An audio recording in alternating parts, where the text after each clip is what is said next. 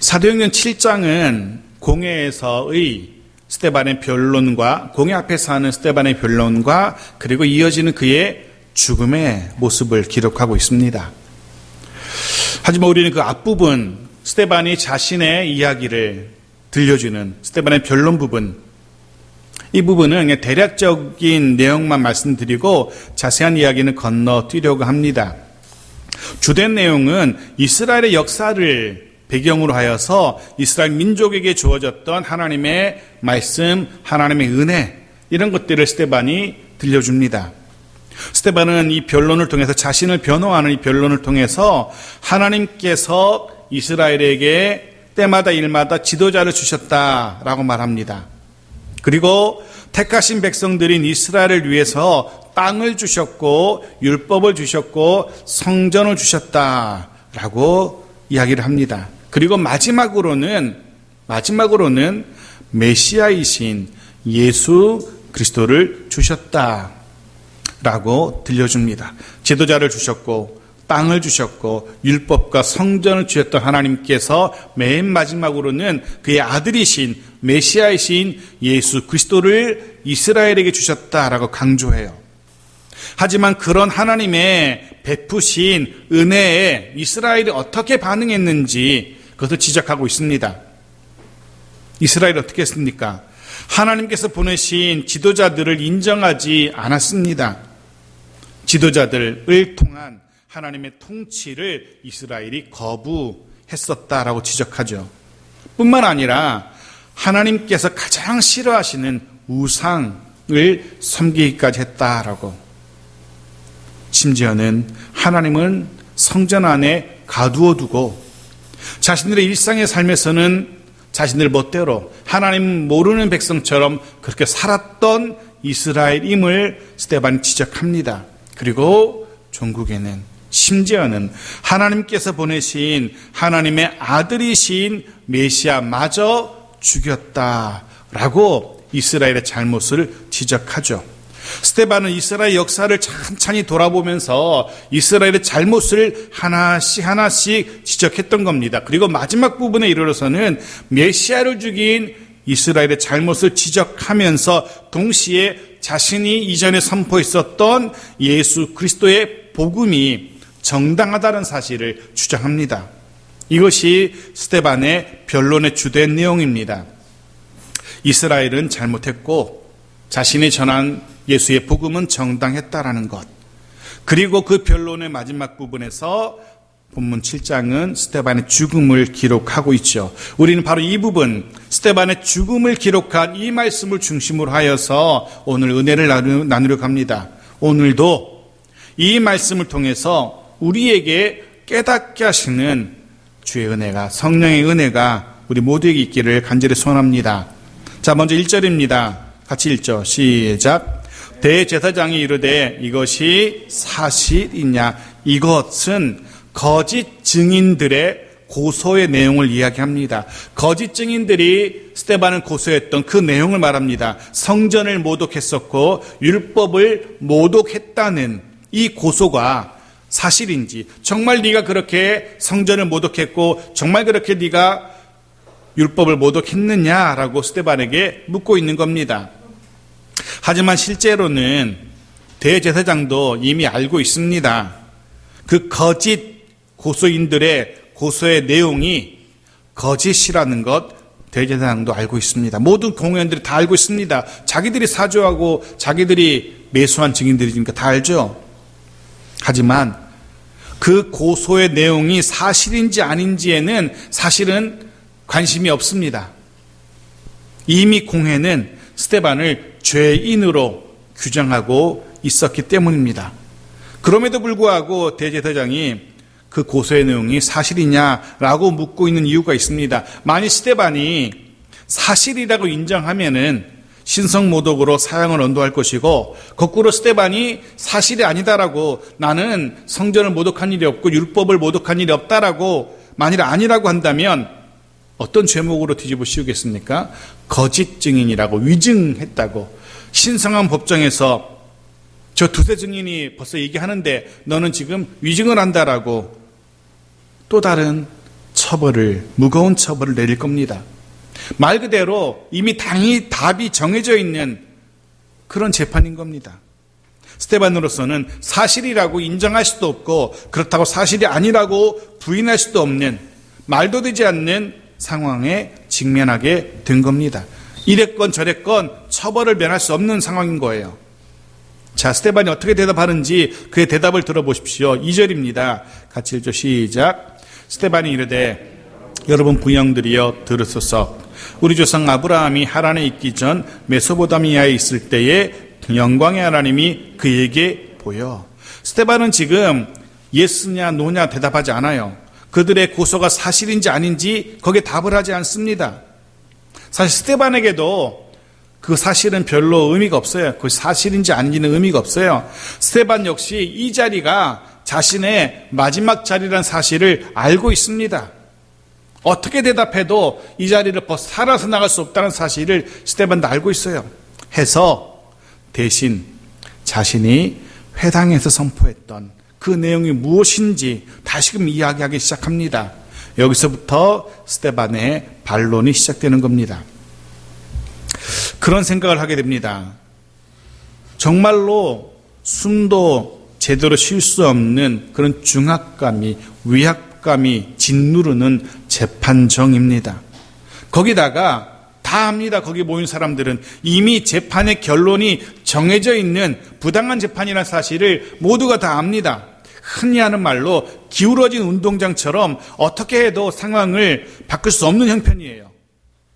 그런데 그럼에도 불구하고 스데반은 그 상황 속에서 담담하게 자신이 회당에서 선포했던 복음을 다시금 이 재판정에서 그 공회에서 선포하기 시작하는 겁니다. 무슨 생각이 드냐면 참 대단하다는 생각이 듭니다. 어떻게 이 상황 속에서 다시금 복음을 전할 생각을 했을까? 저라면 어떻게든 빠져나갈 방법을 생각했을 텐데 스데반은 그렇지 않습니다. 그 상황 속에서도 그의 마지막 시간에 다시금 복음을 전하기를 시작하는 스데반의 모습. 그러면서 우리도 그럴 수 있었으면 좋겠다는 생각을 합니다. 우리의 형편이 어떠하든 우리의 상황이 어떠하든 그 속에서 우리의 믿음을 지킬 수 있는, 믿음을 증거하고 예수가 그리스도심을 증거할 수 있는 그런 우리가 되어야 되지 않을까라는 그런 생각을 해보게 됩니다.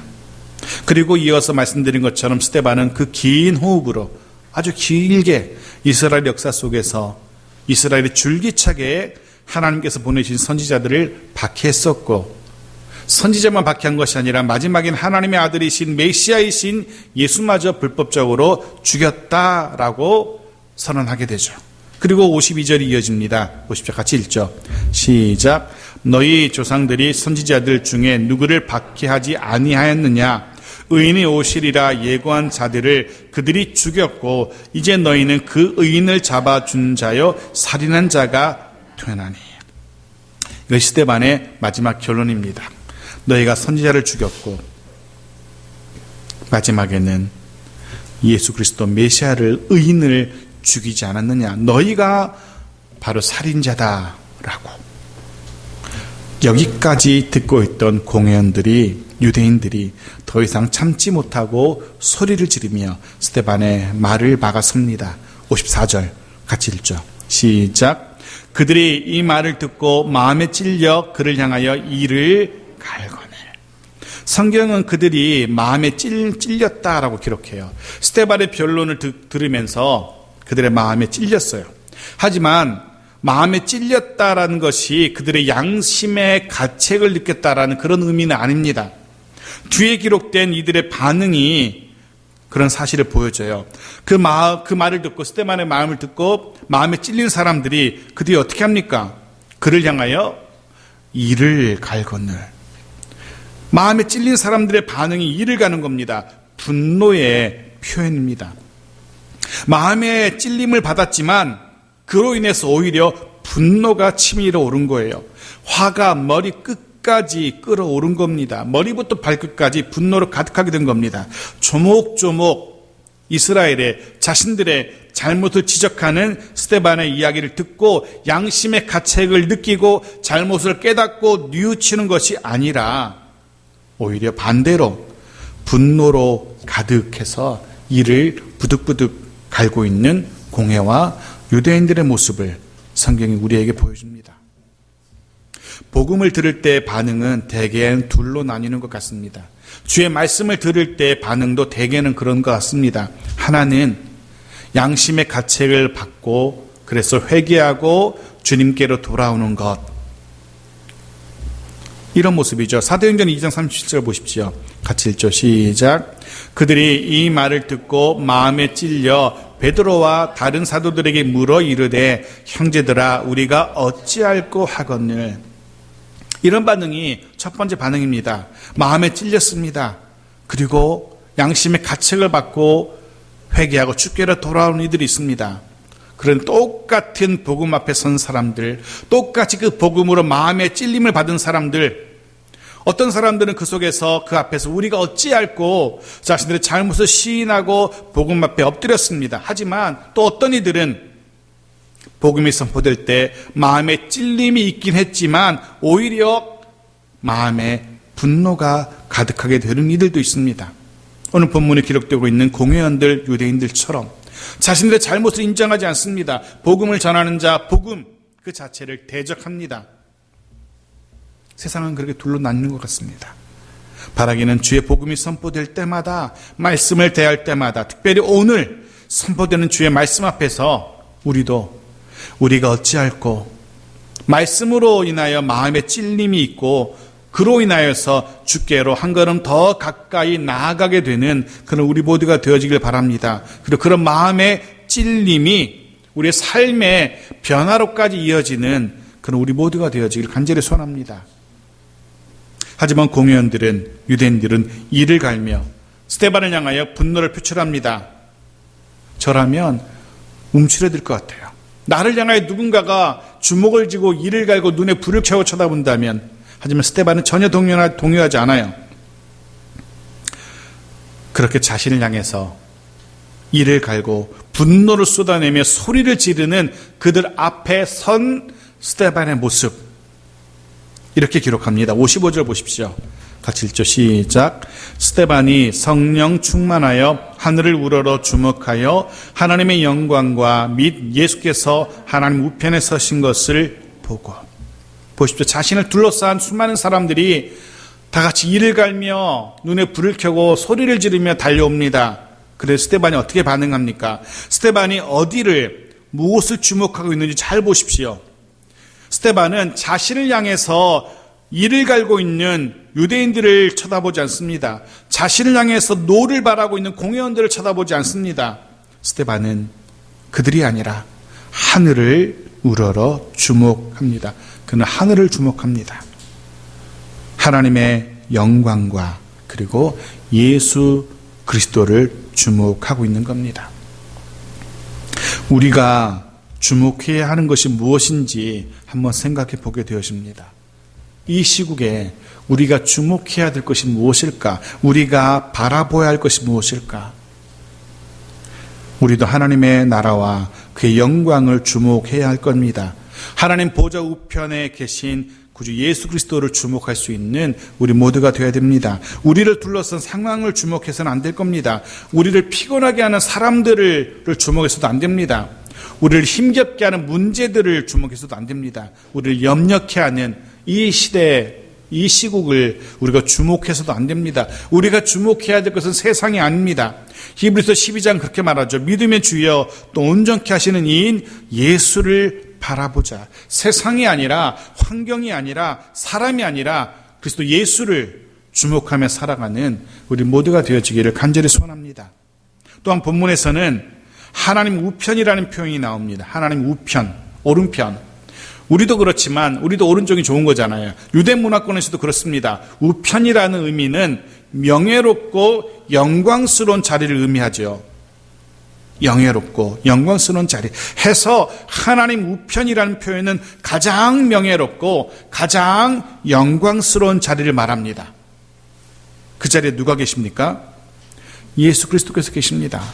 가장 명예롭고 가장 영광스러운 그 자리에 예수 그리스도께서 계십니다. 거기다가 본문은 예수 그리스도께서 그 자리에 앉아 계신 것이 아니라 서 계신 것으로 표현하죠. 스데반이 주목하며 쳐다본 주님은 보좌 우편에 서 계신 주님이십니다. 서 계신 주님. 이 뭘 우리에게 보여주는 겁니까? 여러분 질문 하나 드릴게요. 올림픽에서 맨 마지막으로 열리는 경기가 무엇인지 아십니까? 마라톤입니다. 맞습니다. 마라톤입니다. 맨 마지막에 마라톤 42.195km를 달려옵니다. 마라톤 선수들이, 참가자들. 그리고 그냥 그 경기장에 들어서는 걸로 마라톤이 끝나지 않습니다. 맨 마지막 경기이기 때문에 모든 관중들이 올림픽 스타디움에 경기에 꽉 차 있죠. 올림픽 마지막을 보기 위해서. 그리고 이제 42.195를 다 달려온 참가자들이 마지막 경기장의 모습을 드러냅니다. 그리고 한 바퀴를 돌게 되죠, 거기를.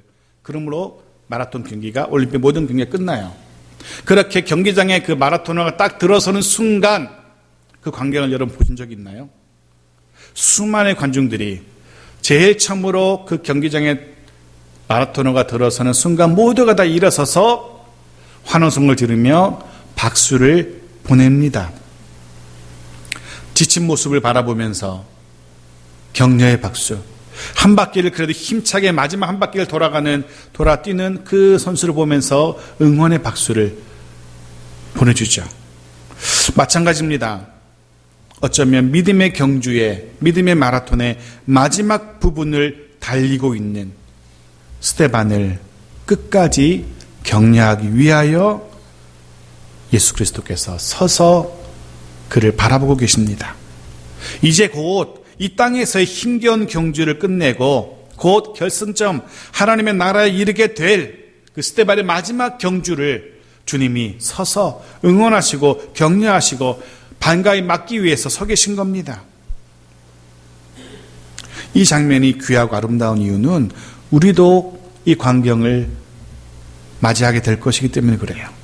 우리 인생의 마지막 순간에도 우리는 똑같은 서서 우리를 격려하시고 맞이하시는 주님을 우리가 만나게 될 것이기 때문에 이 장면이 너무나 귀하고 아름다운 겁니다. 그리고 우리도 그래서 스데반 집사님처럼 끝까지 믿음의 경주를 포기하지 말아야 됩니다. 또 히브리서 12장 1절을 이렇게 기록해 보십시오. 히브리서 12장 1절입니다. 같이 읽죠. 시작. 이러므로 우리에게 구름같이 둘러싼 허다한 증인들이 있으니 모든 무거운 것과 얼매기 쉬운 죄를 벗어버리고 인내로서 우리 앞에 당한 경주를 하며, 주님만이 우리를 향하여 서서 박수치며 격려하시는 게 아니에요. 수를 헤아릴 수 없는 허다한, 구름같이 허다한 증인들이 우리를 바라보면서, 주님만이 아니라 먼저 간 수많은 믿음의 선배들이 마치 경기장을 가득 채운 관중들처럼 우리의 마지막 믿음의 경주를 지켜보면서 때로는 지친 우리의 모습을 보면서 안타까운 눈길로 격려하시기도 하고, 때로는 그래도 마지막으로 힘을 내어 달리기를 시작하는 우리의 모습을 바라보면서 신나는 환호성으로 응원하기도 하고, 우리는 이 믿음의 경주를 마치는 날 그들과 반갑게 만나게 될 겁니다.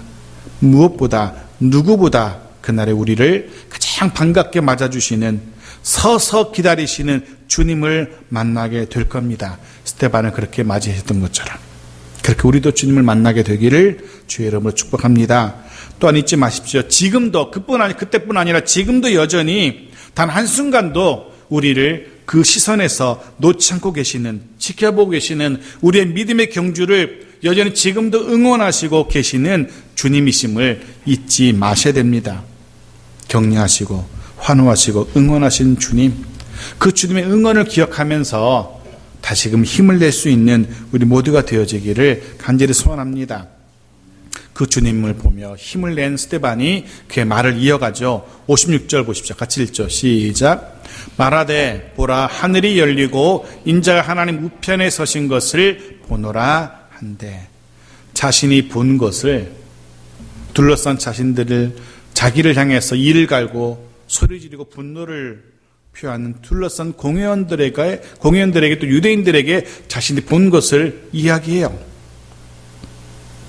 그런데 이 말이 분노한 공회원들과 유대인들에게 마치 기름을 부은 불처럼 더 자극하게 되죠. 그들에게 하나님을 봤다는 말, 스데반 따위가 하나님을 봤다는 말은 견딜 수 없는 이야기였거든요. 신성 모독으로 잡혀온 사람이 그런 불경건한 자가 하나님을 봤다니, 그것도 예수가 하나님 우편에 앉아 계신다는 말을 하다니 용서할 수 없는 이야기입니다. 왜냐하면 민족의 영웅이었던, 자신들의 영원한 영웅으로 여겼던 모세조차도 하나님을 그렇게 보지 못했거든요. 출애굽기 33장 22절 23절 보십시오. 같이 읽겠습니다. 시작. 내 영광이 지나갈 때에 내가 너를 반석 틈에 두고 내가 지나가도록 내 손으로 너를 덮었다가 손을 거두리니 내가 내 등을 볼 것이요 얼굴은 보지 못하리라. 생각해 보십시오. 그렇게 존경하는, 그 누구보다 존경하는 모세, 그도 겨우 하나님의 등짝 정도밖에 못 봤는데 스데반 따위가, 감히 스데반 따위가 하나님을 봤다라고 말을 한다니 용서할 수 없는 겁니다. 인정할 수 없는 겁니다. 이렇게 생각하시면 쉬울 겁니다. 제가 여기서 여러분에게 이렇게 말한다면 여러분들 어떻게 생각하실지 한번 생각해 보십시오. 말은 하지 마시고 험한 말 나올 테니까 제가 여러분에게, 여러분 지금 저에게 하늘이 열렸습니다. 하나님께서 제게 하늘의 영광을, 저 찬란한 영광을 보여주십니다. 아, 주님께서 하나님 보좌 우편에 앉아 계시네요. 하나님이 미소를 지으면서 저를 향하여서 무언가 말씀하시는 것 같아요. 제 눈에 하나님이 보입니다. 제가 이렇게 말한다면 여러분들이 예의상 험한 말은 못하시겠지만 속으로는 분명히 그렇게 생각하시겠죠. 미친 XX라면서 이단 나셨네 하면서 또 그러실 거예요. 스데반을 향한 공회와 유대인들의 판단이 바로 그거예요. 이단, 신성 모독자, 미친놈. 그래서 그들이 어떻게 합니까? 57절입니다. 같이 읽죠. 시작. 그들이 큰 소리를 지르며 귀를 막고 일제히 그에게 달려들어. 그런 거죠. 듣기 싫으니까 하면서 소리를 너무 질렀어.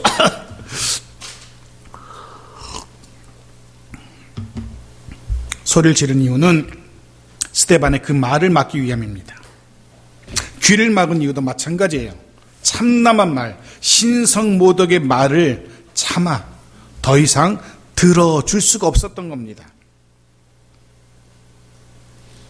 근데 사실은 여기가 지금 무슨 자리라고요? 재판정이잖아요.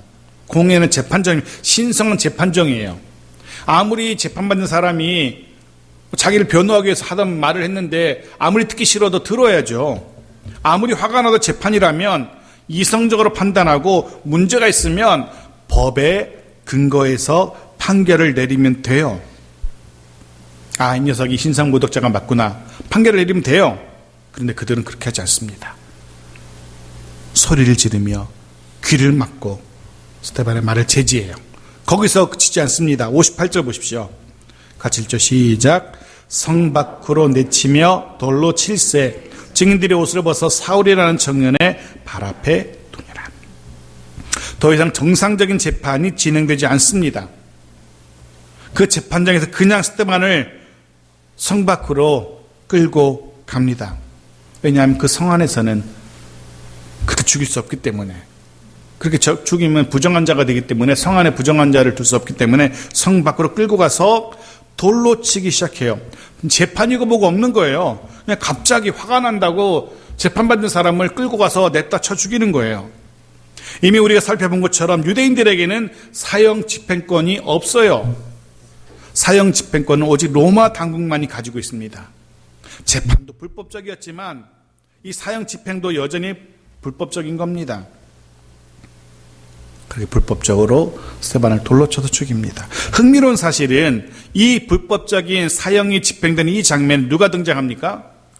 사울이란 청년이, 후에 바울로 기억되는 청년이 딱 등장해요. 참 아이러니하게도 하나님은 가장 신실한 하나님의 사람 스데반을 데려가시면서 그 그 자리에, 바로 그 자리에 또 다른 하나님의 사람, 하나님께서 예비한 사람 사울을 그 장면에다가 데려다 놓으십니다. 참 짓궂기도 하시죠. 하나님의 일하심을 우리가 다 이해하지 못하는 게 당연한 것 같습니다. 하지만 분명한 사실은 그런 하나님의 일하심에는 실수가 없다는 사실을 우리가 꼭 기억해야 됩니다. 하나님의 일하심에는 우연도 없습니다. 그러하기에 우리는 하나님의 일하심 앞에서 그 뜻을 깨달아 알아야 되고 그 앞에 아멘으로 순복해야 되는 겁니다. 왜 하나님께서 그와 같은 일을 내게, 우리에게, 이 땅에 그 속에서 하나님 뜻을 물을 수 있는, 깨달아 알 수 있는 자들이 돼야 돼요. 그럴 수 있기를 주의 이름으로 축복합니다. 우리는 후에 이 장면에 왜 사울이 있었는지 후에 알게 돼요.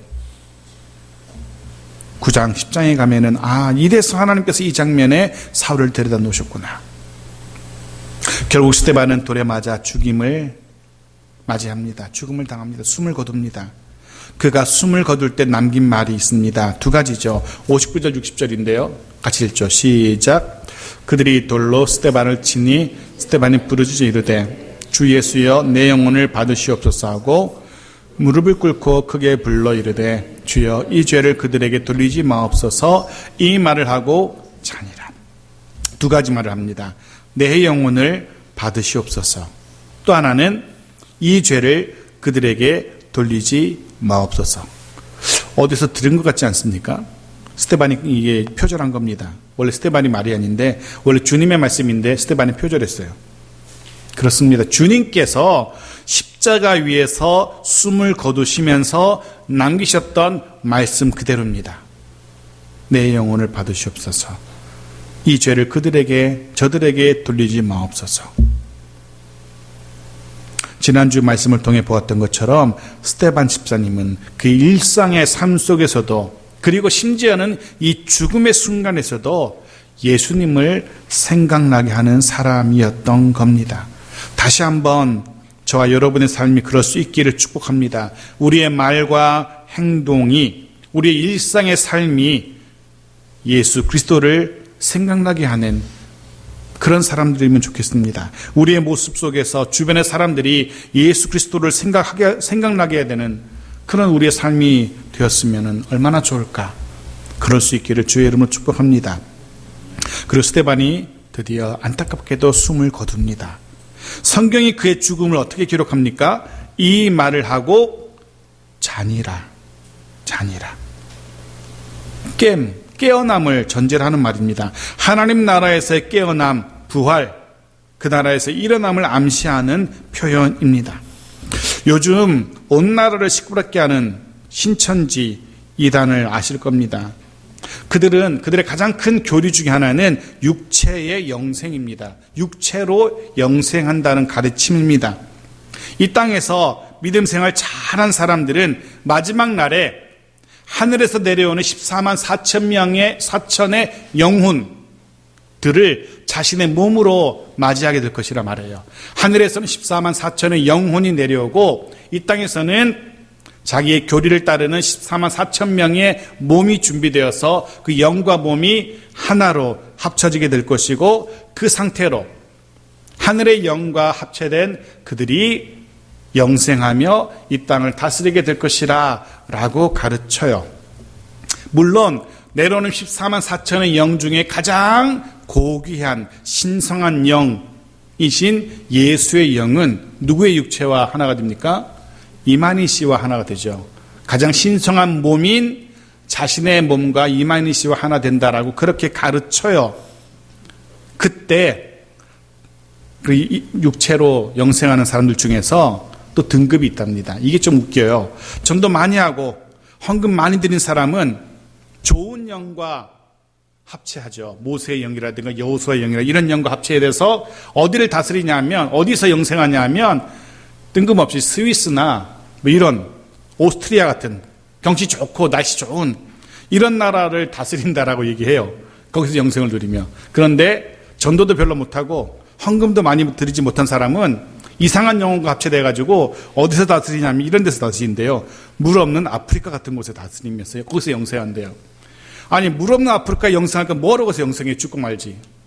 그렇게 얘기해요. 말도 되지 않는데 더 말이 안 되는 건 육체로 영생하는 사람들이 몇 명이라고요? 14만 4천 명. 근데 여러분 뉴스를 보시면 알겠지만 이미 14만 4천 명 훌쩍 넘겼잖아요. 그들은. 그러면 그 14만 4천에 들지 못하는 사람들은 뭐가 되겠어요? 그래서 그들은 돈 내서 시험도 보고요. 옆에 사람보다 더 헌금 많이 하려고 그러고 옆에 사람보다 더 전도 많이 하려고 해요. 왜? 14만 4천 안에 들기 위해서. 더 재미있는 건 그럼에도 불구하고 이런저런 이유로 죽은 사람들 있잖아요. 그들은 육체의 영생을 주장하는데 신천지에 들어왔는데 죽은 사람들은 뭐가 돼요? 그들을 보고 죽은 사람들 보고 뭐라 그래요? 믿음이 없는 사람들이라고 그렇게 변명하긴 하던데 말이 되지 않아요. 제가 감히 예언하건대, 전 예언자는 아니지만 분명히 예언할 수 있어요. 신천지의 교주인 이마인 씨는 짧게는 10년 안에, 아무리 길게 봐도 15년 안에는 분명히 죽습니다. 제가 단 하나 제 목을 걸 수 있습니다. 그가 15년 안에는 죽는다. 근데 그렇게 되면 그들이 주장하는 육체의 영생은 거짓이었다는 것이 드러나게 될 거죠. 자기들의 교주도 육체로 영생하지 못하는데 거짓이죠. 물론 그래서 지금 슬슬 딴 얘기들을 해요. 신천지가 그 내부에서는 이만희 씨는 모세였고 그래서 죽은 게 맞고 이제 영생하는 여호수아가 지금 준비되고 있다라고 그렇게 얘기하더라고요. 그러니까 그들의 말 한도 끝도 없어. 믿으면 말도 되지 않아요. 여하튼 그들의 얘기는 그렇고 그건 중요한 게 아니고 다시 본문으로 돌아와서 이 잔다라는 표현 때문에 말씀드려요. 잔다라는 표현. 이 땅의 모든 사람은 다 죽습니다. 하지만 스데반은 잔다라고 표현하고 있어요. 부활을 소망하는 유대인들의 표현입니다. 이제 스데반은 이 땅에서의 모든 수고를 그치고 편안한 잠자리에 들어간 겁니다. 마치 고단한 하루의 일과를 다 마치고 편안하게 잠자리에 든 것처럼 스데반이 잠이 들었다라고. 그리고 스데반 집사님은 이제 그 잠을 깨게 되겠죠. 어디서 깨게 될까요? 더 이상 고단한 이 땅이 아닐 겁니다. 더 이상 한숨과 눈물이 있는 이 땅이 아닙니다. 주님께서 환하게 맞아주시는, 두 팔 벌려 맞아주시는 하나님의 나라에서 그는 잠을 깨게 될 겁니다. 기억하십시오. 그 나라에 우리도 가게 될 겁니다. 그곳에서 반갑게 우리를 맞아주시는 주님을 만나게 될 겁니다. 그날까지 우리도 스데반 집사님처럼 주님만 바라보며 주님만 주목하며 우리를 둘러싼 허다한 증인들이 격려하고 응원하는 그 믿음의 경주를 힘차게 달려갈 수 있는 우리 모두가 되어지기를 주의 이름으로 축복합니다.